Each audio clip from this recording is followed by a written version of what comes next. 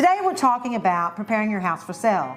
And as you know, the market has shifted recently. It's no longer a seller's market. In the past, you could just put a picture online of a garage door and get your house in escrow. Just about, exactly. You have to work to get your house ready to sell and to put on the market.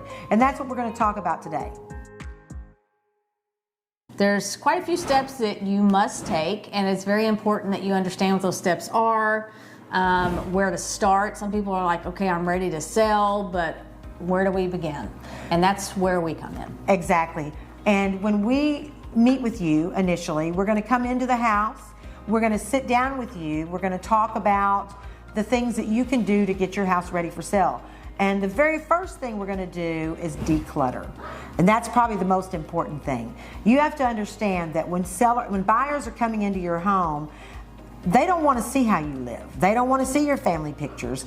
They don't want to see your dishes in the sink. If you have pets, some people don't have pets. Right. Some people might walk into a home, if they see a dog bowl or a pet bed, they think, oh, they have pets and they haven't taken good care of the house, or for whatever reason they may not want to buy your house. That's right. And really, once you've made that decision to sell your home, your mindset now is you're moving on. So you have to kind of let go. It's really easy when you've been in a house for a while things are very personal and you take things personal, but this is just a house now. It's no longer your home, you're moving on. There's a family in our driveway. There's not a family in our driveway. You've got to really depersonalize the house. We say declutter, but what does that really mean? That means taking a lot of your personal items out.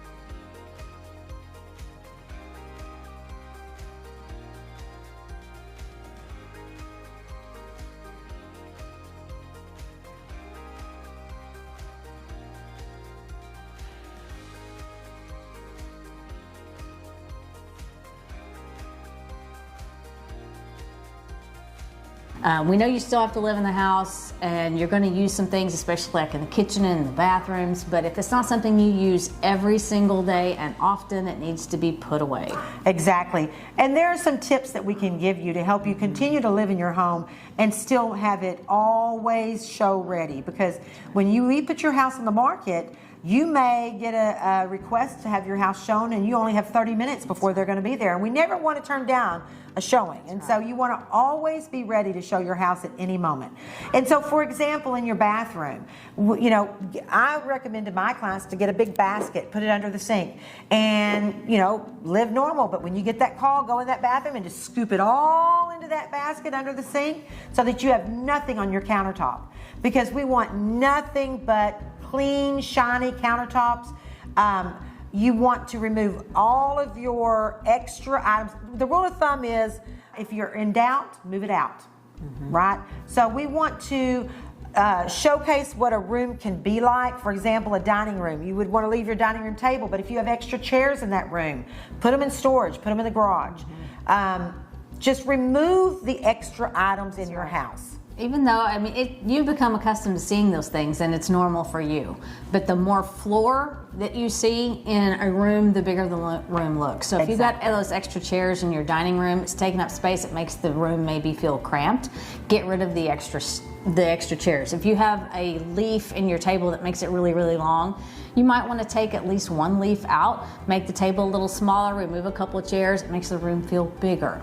So just some things like that is how we can help you and make suggestions. Exactly. When you're doing this, you're going to find that when you start decluttering and moving things out of your house, you're going to find that now you have to do a few more things. For example, when you're taking pictures down off the wall, and we really recommend that you take those pictures down, because when you have a lot of pictures on the walls in a room, it makes it look cluttered and busy. We want them to see your walls. And so we recommend you remove those pictures. Well, now you've got holes in your wall because you've had, your pictures hanging. So you might want to start walking around and looking at your paint. We recommend, if you can paint the house, we recommend white or neutral, very light color. No dark colors. Dark colors make a room smaller, and not everybody likes dark colors. And so we recommend that you walk around your room with like a spyglass. You're looking at it like an inspector. And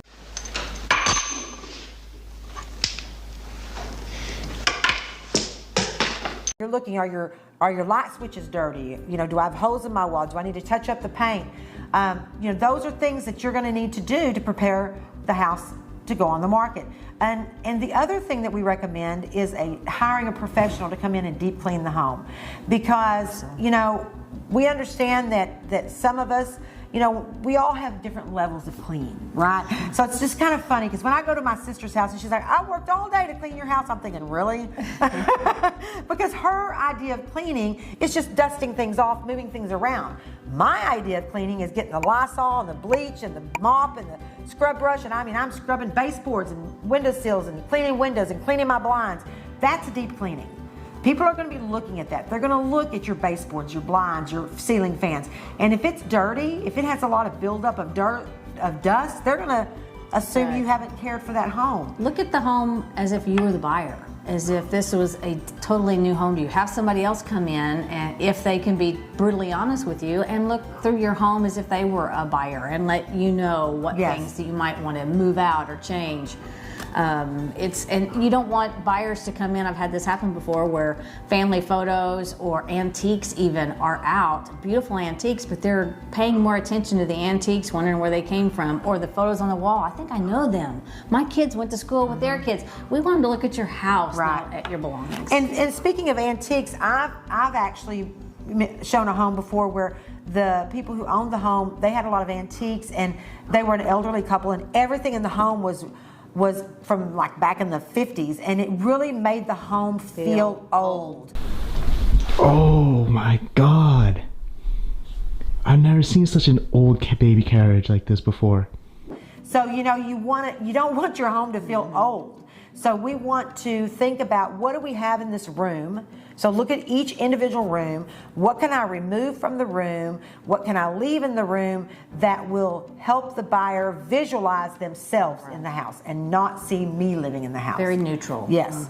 So now that you've done all that, you've decluttered, you've had the home deep cleaned, you've walked through, and you're ready to go. Now you need to think about repairs. Do I need to make any repairs? And there's two types of repairs. There's mechanical repairs and structural repairs. And what that means is, if you're, say for example, one burner on your stovetop isn't working, you need to have that fixed. Okay?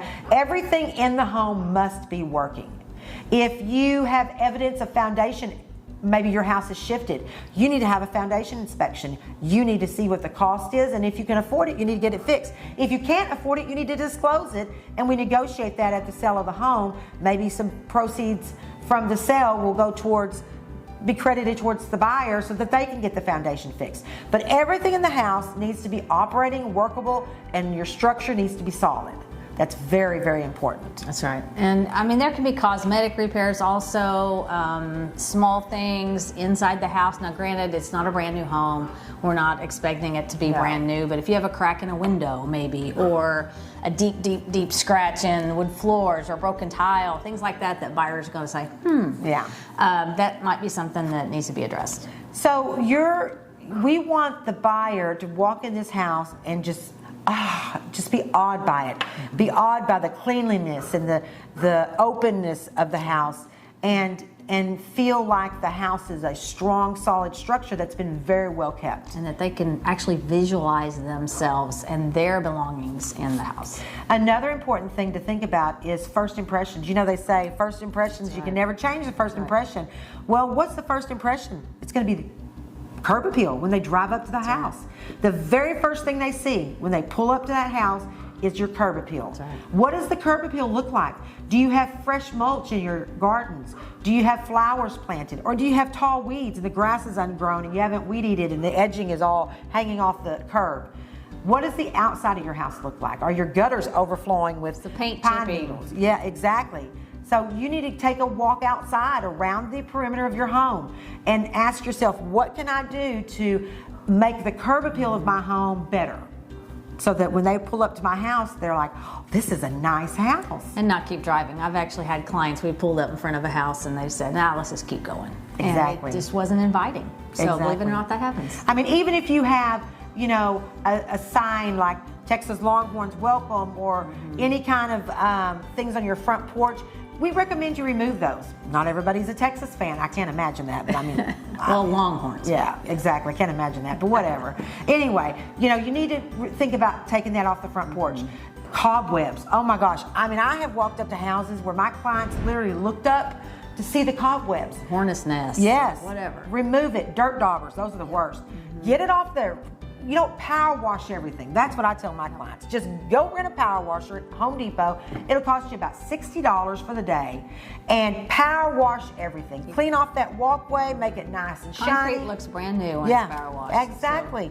And power wash the brick and the entry and get all the cobwebs. Just make it look nice, fresh, so that when they walk up to this home, they say to themselves, wow, they've taken really good care of this house. Little do they know what it looked like a week ago, but anyway. That's true. Yeah, it could be. But it is it's a lot of work. We're not going to lie to you. It's not easy. And that's why you need to click and subscribe to our channel.